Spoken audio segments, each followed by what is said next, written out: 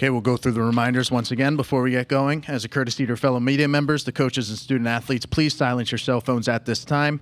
Recording press conference video on cell phones is prohibited. Please provide your name and media affiliation each time you ask a question during the press conference. We'll have 2 mic runners. Please wait for the microphone to reach you before asking a question.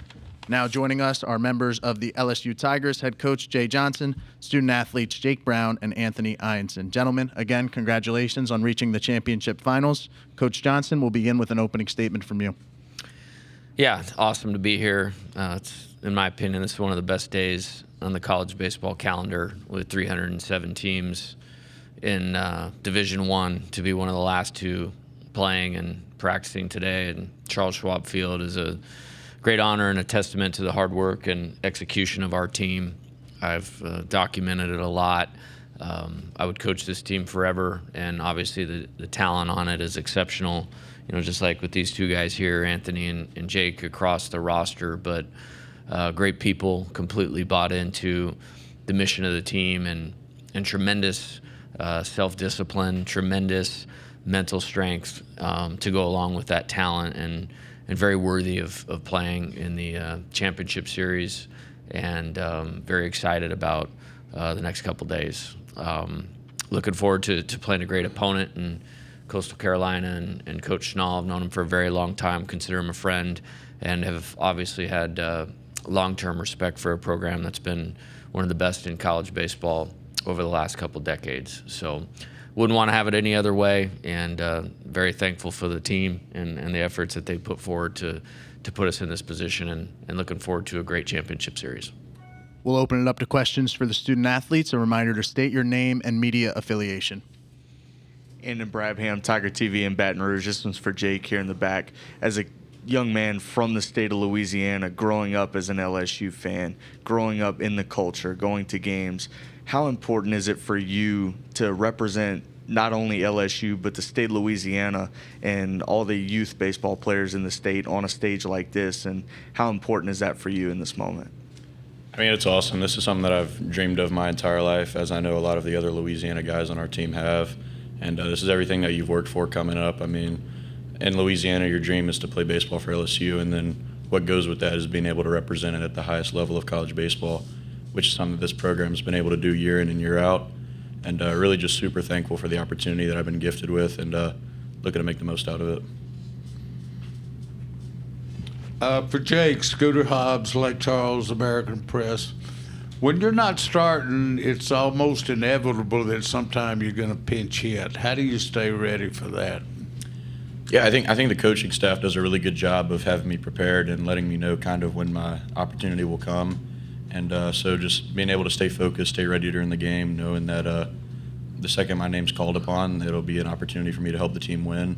So it's just taking it one pitch at a time, being where my feet are, and just staying prepared. Michael Cobble, WBRZ TV in Baton Rouge, for both Jake and Anthony, if you could. Coastal's coach was just in here talking about microscopic focus and attention to detail, and when he says those things, I think immediately of your coach, right? Could you speak to the amount of preparation that Jay and the staff provide you guys? Any details that you would like to share about, like how it's helped you prepare for a game, and how it might impact obviously the biggest games in your life coming up? I'll go first. Yeah, I think Coach Johnson is really good at simplifying the task for our team, just helping us understand that, no matter the situation, you're just playing the game, and the game is always going to be the same. So I think that he just does a really good job of preparing us. Yeah, I'd agree with that. I mean, in our meetings before the games, there's a very clear set of instructions on what every guy needs to do to be able to be his best to help the team win in any given moment. And so everything's really straightforward for us. I mean, we came here to play baseball. We're not really scholars. So he does a great job of laying it out for us, and making going out there and executing as simple as it can be. So super thankful for that.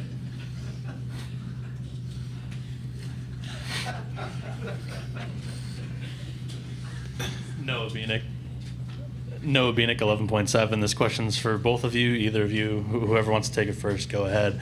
Going back throughout some championship teams here in the College World Series in Omaha, they learn through adversity throughout the year. You guys started the season 22-1, and your last 13 games you're 11-2.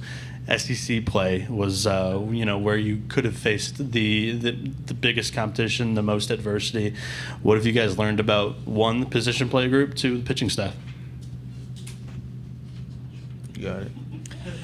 I would say that this is a really battle-tested team. I mean, we've played in just about every type of baseball game you can play in, from blowing people out to getting beat to coming back in games to winning with just by one run. I mean, it's a team that's really seen it all, and I think it speaks to the toughness of our team. The pitching staff is always ready to hand the ball off to the next guy. That guy always is ready to come in and do his job.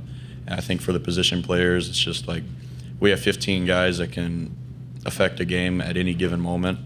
And it's just being ready to come in, do it one pitch at a time. Like there's no lead that we can't come back from, and I think we've known that. Which is, I mean, with 2 outs the other night, we're down by 2 runs still, and we're able to put together some tough at bats to come back right there. So I mean, it's a team that's really seen it all and is prepared to do anything. I think that's going to help us in the long run. Scott Rappelay with the Baton Rouge Advocate. For Anthony, Jacob Morrison was in here saying he's willing to pitch 150 pitches if he has to in his start, and I'm sure you feel similarly. But your situation is kind of one of you might start and have a long outing, and then you might be asked to come in and get some key outs in relief. Just how do you approach that in terms of preparation and being willing to do whatever is asked at this in such a crucial series? Yeah, I think that just comes with me week in and week out, being prepared for anything, and I think Coach Yeski and Coach Johnson do a really good job for just preparing our whole pitching staff to be able to pitch, whenever they have to, just in the best position to help the team win. I'm fine with pitching whenever, pitching, closing games, starting games. So I think just up to this point in the season, I've been prepared for it. John Eads, WFB TV in Baton Rouge. Question for Jake, just because you were on the team last year. Coach said what y'all maybe lacked last season was a little bit of toughness, and that's maybe one of the reasons why y'all have been a little more successful this year. And, it's one thing to talk about having that, but what was the process like of adding that to this year's team, and how do y'all exemplify that? I think a lot of it goes with having the right guys on the bus. I mean, we have a locker room full of guys that show up every day, super excited to be able to compete with people that are not just their teammates, but their best friends. I mean, we have a super close-knit group of guys that nobody wants to stop playing with each other. We want to have this team for as long as we can, and part of that goes with just not giving in. So it's a lot of guys that know that they're competing for each other, one common goal, and it's we're going to try to keep this team for as long as we can, so no reason to lay down now. And in Brabham Tiger TV, this is another one for Jake. Coach Johnson talks a lot about being one-run ready. What does that look like for you guys stepping into the box, and especially for you when you're in a pinch hit role a lot of the time? What does that preparation look like throughout a game and before a game? Yeah, I mean, like I said, it's pretty laid out of what every guy needs to do to help a team win, and it's just really being focused, being where your feet are, and ultimately not trying to do too much. I mean, one-run games are normally won via a lot of a group effort, guys just passing the stick to the next guy and doing whatever it takes to come out on top right there, and that showed the other night. I mean, guys weren't trying to do too much. We were hitting the ball low and hard, able to have a couple fortunate plays go our way, and then swing at the end. Like, Jared knew that he didn't have to hit a home run to win the game right there, so he just was able to stay where his feet are, hit the ball low and hard, and that's what got it done for us that night. Chesson Boucher with NBC 33 in Baton Rouge. Jake, since the postseason, Coach Johnson has talked about how things ended in the Chapel Hill Regional. Have you used that as motivation throughout this postseason? A little bit, yes and no. I mean, I took a lot of pride in kind of fleshing that moment to ultimately be prepared to be the best player that I could be this year. So, I mean, in a way, yeah, like obviously I want to go out and compete and win a national championship. I don't think that it has so much to do with last year because the type of player that I am, I like to play pretty confidently. And so I know that I'm able to trust the work that I put in and trust my preparation and trust the coaching staff and the guys around me. So it's a lot of focus on this year, and that's kind of been the motto all year. Ross Aboud with the LSU Reveille. Anthony, obviously, last outing against UCLA, don't start the best, give up those 3 runs. You never really got the chance to settle in. This Coastal team preaches scoring first. It's one of their big things that they just talked about. What's your mindset to stop that? Yeah, to not let them score in the first. That's all it is. Scooter Hobbs, Lake Charles American Press again. I'm sorry, Jake, when you were growing up, what do you remember most about growing up as an LSU fan and wanting to play there? Yeah, I just remember being a little kid that would come to the games and watch the games on TV, and those guys were like superheroes to me growing up.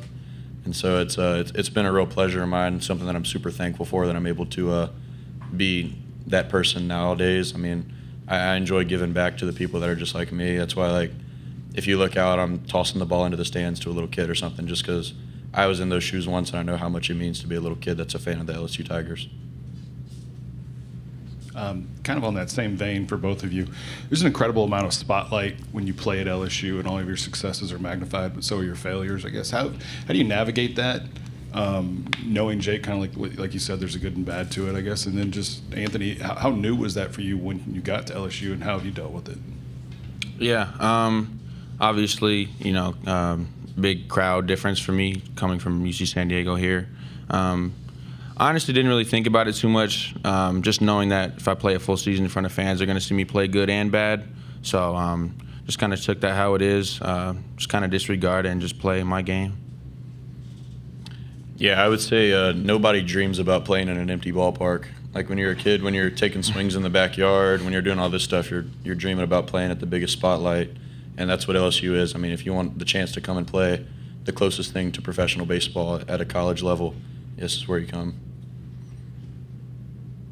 Koki Riley with The Advocate. Anthony, you mentioned how Nate Yeske does a very good job of laying out a specific game plan for you guys, for the pitchers. What does that actually look like? Does he meet with you guys individually in terms of you're going to start today, or you're probably going to come out of the bullpen today? And like, how does he sort of simplify things exactly?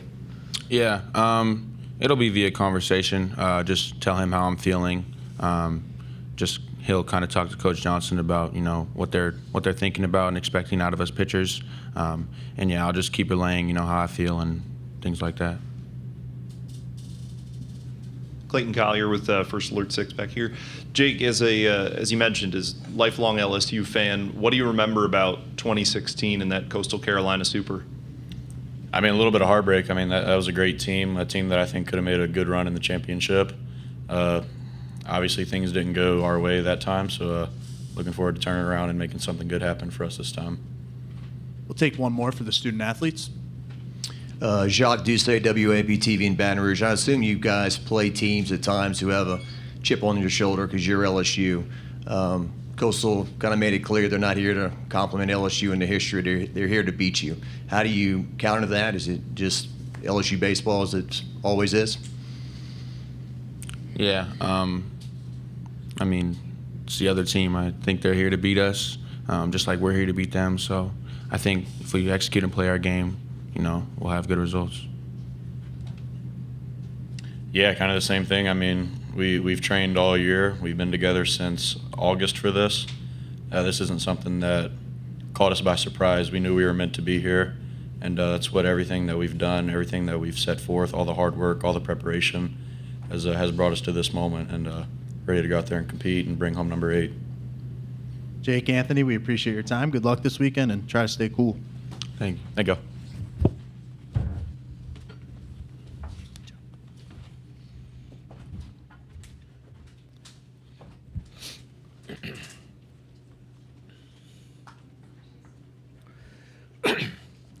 We'll now open it up to questions for Coach. Coach Johnson, Chris Parks from News 13 in Myrtle Beach. Congratulations on getting to the national championship. Two-part question. Can you talk about your relationship with head coach Kevin Schnall? And then secondly, just the 16 heartbreak against Coastal Carolina when you were coaching with Arizona, please. Yeah, for sure. I met Kevin a long time ago. Something that I learned early on was study the people that are the best at what they do. Skip Burtman, Augie Garrido, and then Gary Gilmore. I was very impressed with their program. I was at a mid-major at University of San Diego as the associate head coach for 8 years, and they were kind of one that we were kind of modeling and emulating on the West Coast. And so paying attention to what they were doing and then, going out recruiting and trying to make us a national program and going after the best players. I ran into Kevin on the recruiting front, and then just having good baseball conversations. And then, what I've always admired about him is the pride that he's taken in his job as the recruiting coordinator and now as the head coach. So ton of respect there. As far as 2016, unique situation for us. I went to Arizona, and I didn't have one player that had ever played in the NCAA tournament before, and we were picked 10th out of 11 in the Pac-12. And the fall we were really grinding to kind of see what we were going to be, and it wasn't like a smooth deal. And then we came back in January, and there was about 5 pitchers that you started to look at and go, we're pretty good. And then a position player group that, part of the reason I accepted that job because I thought there was players that could play better than they had to that point in their career. And we got the ball rolling a little bit. I think we opened at Rice, and they were ranked in the top 10, and we won 2 out of 3 and got some good wins on the board, built some confidence. And then in the postseason, played really well, won regional at Louisiana Lafayette, super regional at Mississippi State, got here, and if I remember correctly, we both lost the second game and then had to both fight our way back to the losers bracket, and then won a 3-0 game and lost 2 one-run games. And, this is my spot in the world is Omaha. Like, this is what I dream about, and the first time being here, I just remember being very thankful to play 8 games, and in the moment was really tough. And it's no different than how I feel about this team or the 23 team or when we came here in 21 at Arizona, as they deserve to be here. And you want them to experience the full thing. And, we were 1 base hit away. And it took a couple years to get past that. But it doesn't change how I feel about Cody Raymer, Bobby Dahlbeck, JJ Matajevic, Cameron Ming. I heard from all those guys in the last 2 days about our win the other night. So that's how close that was, and it really reminds me of this team, actually. But I think what I do remember about all of that is it's really helped me the next 3 times that we've been here in terms of knowing how to prepare for this, and that was kind of my main takeaway from it.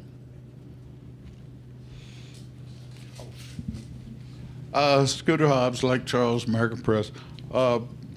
With both of them being left-handers, how do you handle that right field platoon, so to speak? How do you make the decision, I guess? Yeah, I've never even really looked at it as a platoon, or nor have I ever looked at Josh or Jake as not a full-time starter. We have a national championship in 2023 largely because of Josh Pearson, both defensively and offensively, and there's nothing that he has not seen over the course of a 4-year college baseball career. If you ask me, and I don't mean this from a statistical value, but who's had the most complete 4-year career of the last 4 years of college baseball in terms of national championship, Omaha experience, regional, super regional, high level throughout the season, Josh Pearson would definitely be on that list. And Jake, in my opinion, is one of the best players on our team and provides a lot and is one of the main reasons we are here in this position. So it's literally looking at it game by game. And, we've been very fortunate with our outfield situation. Chris Stanfield's been a tremendous center fielder. Derek Carriel has to be on a very short list of one of the best freshmen in the country.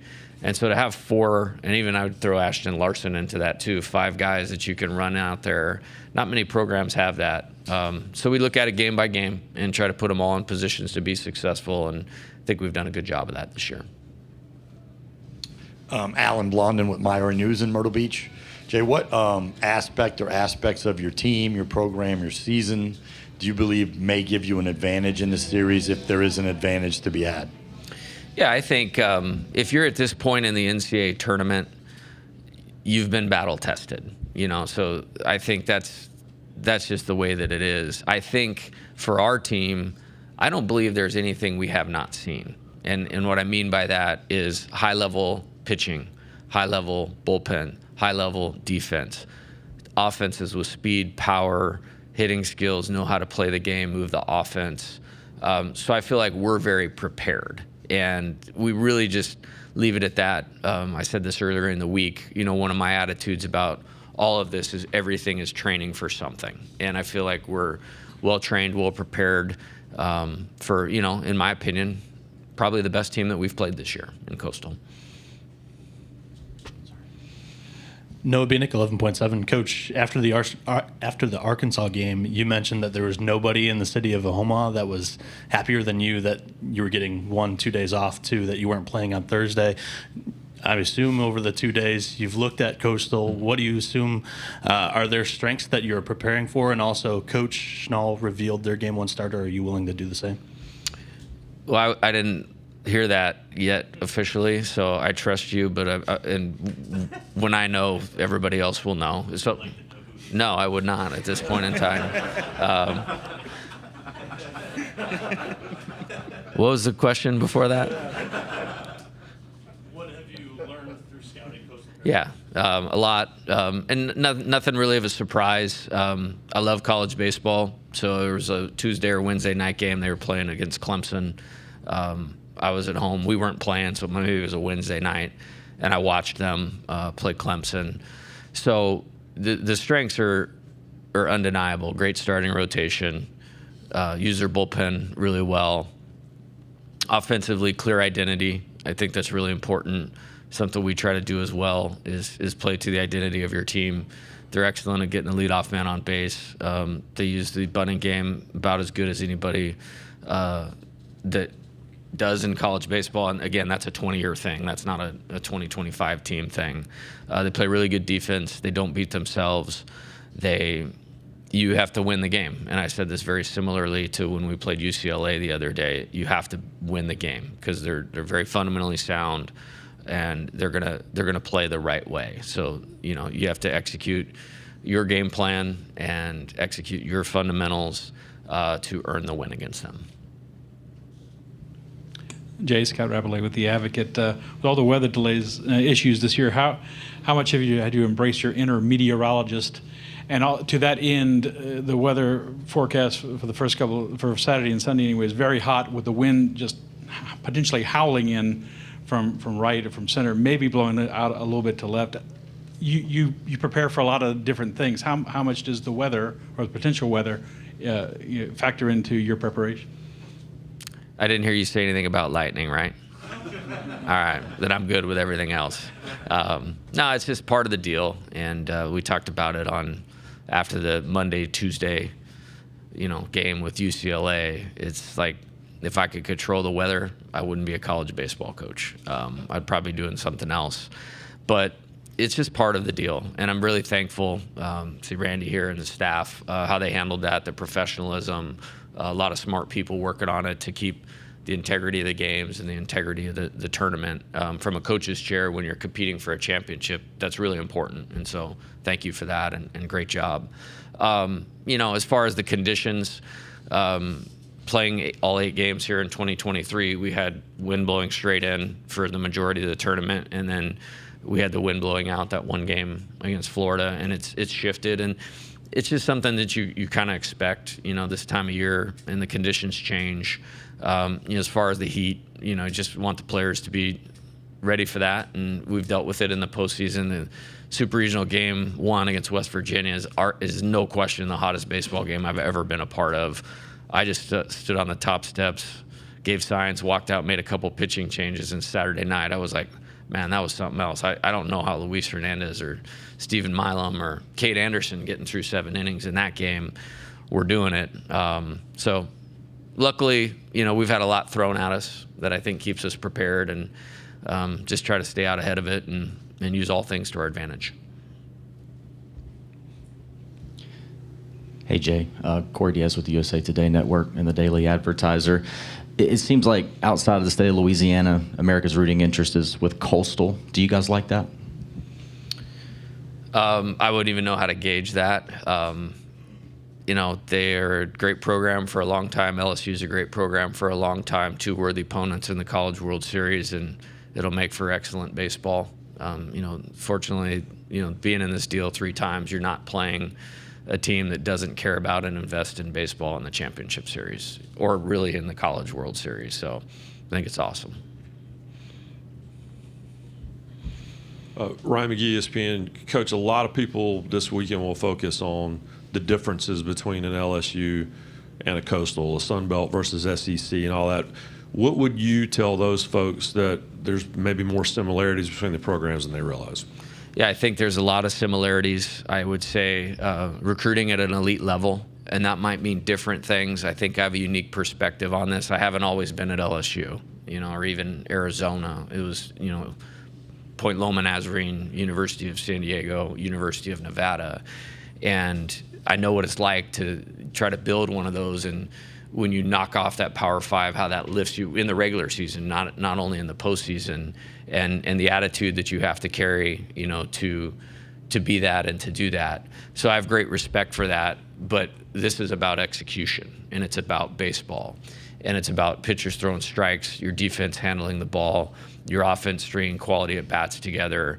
And when I look at their team, I see a lot of our team. Ainsley Flood, the Reveille. Something you've praised a lot about this team this season is their maturity and their mental strength. Exactly how big was that in pushing through the Arkansas game, and how crucial will that be this weekend? It was everything in that game, and it'll be everything this weekend. And, the longer I do this, the older I get, it really simplifies of what you need to do to get here and to succeed here.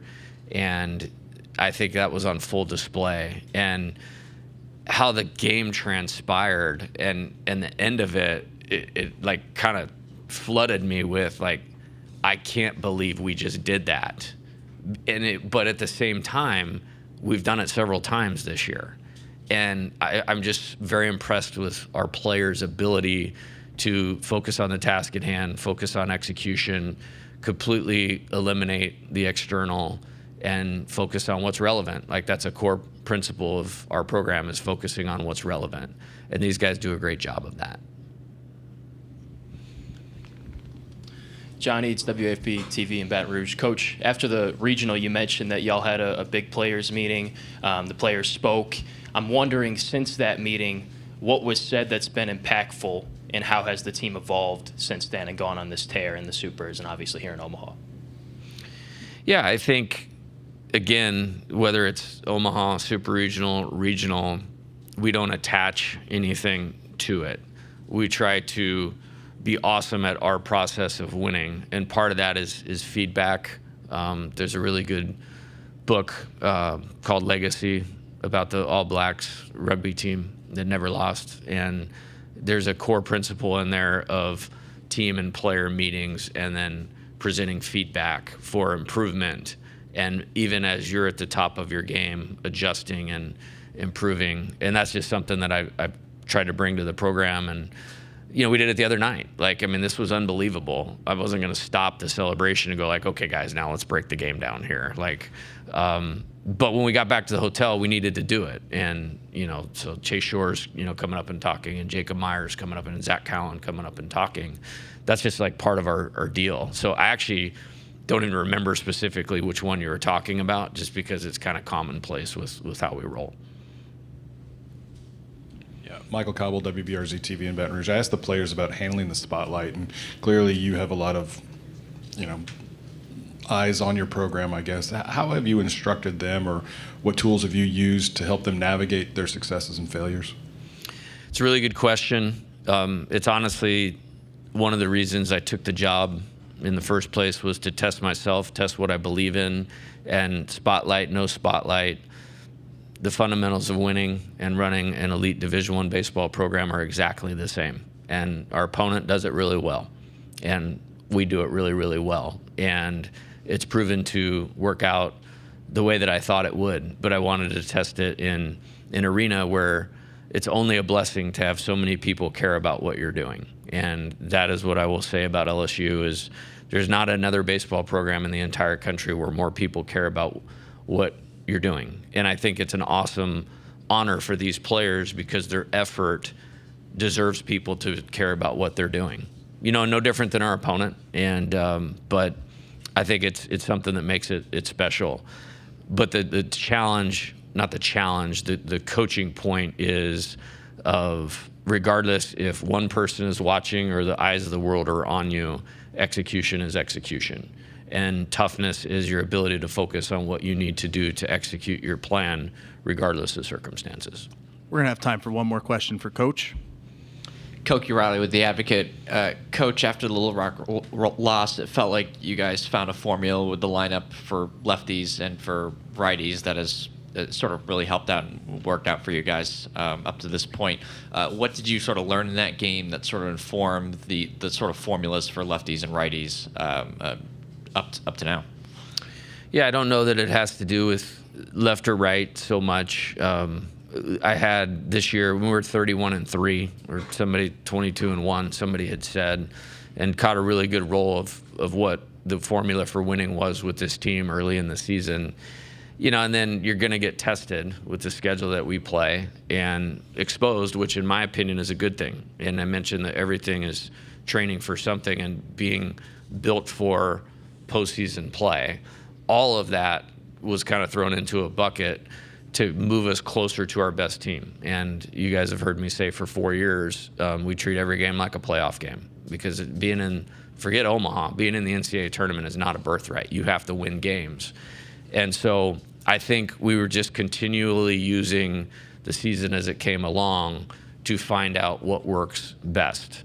And just even to the other night, it was a grind to get to the starting lineup, knowing what Arkansas was going to do, what they had available in the bullpen. And it literally probably took till like 3 o'clock in the afternoon. So it doesn't have as much to do with how you set it as how the players execute. And we have them all in a really good space to execute at a high level, and they have talent and they have ability, and you know, you can win against some of the best teams in the country. As far as that game, I don't remember anything specifically that kind of catapulted us forward. That'll conclude our press conference. Coach Johnson, we appreciate your time and good luck this weekend. Thank you. Appreciate it. Hammond Community